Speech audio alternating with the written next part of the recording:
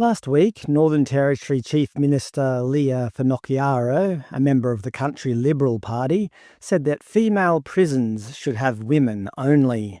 I know, shocking. Housing only females in female jails is beyond the pale. I can't believe this is the same Australia that I grew up in. What's next? Females only in female toilets? That's just preposterous. But joking aside, the Chief Minister told Mix 104.9, if you're born a gender, that is the prison you go in. At the end of the day, if you're born a bloke, you go in a men's prison and we'll deal with you there. This is not about discrimination. This is about safety. This is about understanding the way someone is built. At the end of the day, we're not into this nonsense in the Northern Territory. If you are born a man, you will go to a male prison if you do the wrong thing. Equally, if you're a woman and you do the wrong thing, you'll end up in a women's prison. There will be no blurring of those lines. Now, ordinarily, there's nothing particularly controversial about this sentiment. I would hazard a guess that most Australians agree with the Chief Minister. However, you forgot we have something called the ABC in Australia, which reported LGBT groups horrified by NT leaders' comments about not detaining transgender women in female prisons. And let's not forget our other taxpayer-funded friend, SBS. Degraded and uneasy, incarcerated trans women push back on NT prison ban proposal, with advocates claiming that trans women are the demographic most at risk of violence in prison. So basically, trans women don't want to be put in male prisons because of the very real potential for violence. But can't that be said about anybody, trans or otherwise? I mean, nobody wants to go to prison, apart from perhaps the most hardened of criminals. It's a tough and often dangerous environment.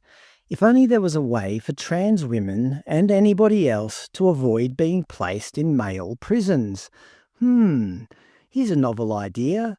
Don't commit crime. I'm not a lawyer, but as far as I know, innocent people who obey the law almost never get placed in prison. I know there are a few rare exceptions, but generally speaking in Australia, law-abiding people almost never go to jail. What are these trans women doing that they're ending up in prison? Okay, so instead of being placed in male prisons, trans women want to be placed with biological females. But then that raises the other side of the argument. Why should women be forced to be imprisoned with biological males? Why should a trans woman's rights be worth more than the rights of biological females? One could argue that females are at an increased risk of violence from trans women than they are from other female convicts.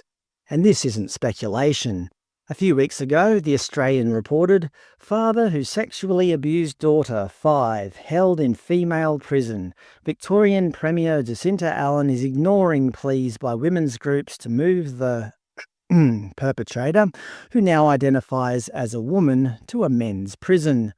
What sort of sick society is Victorian Premier Jacinta Allen running where we give this guy more rights? He abused his own daughter, and we think he's completely harmless now that he's around other women?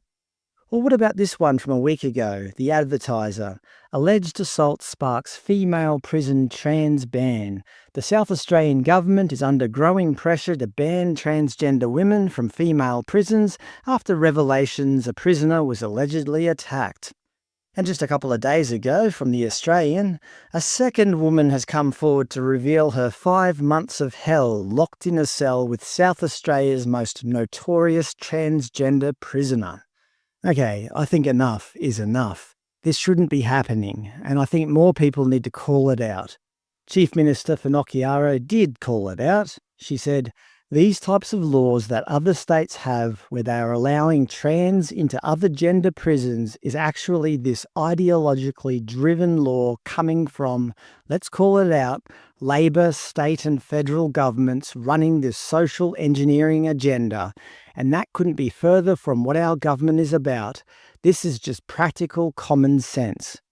The Chief Minister's comments come after independent think tank Women's Forum Australia, led by Rachel Wong, shown on screen, penned a letter to the Prime Minister and state and territory leaders urging governmental action.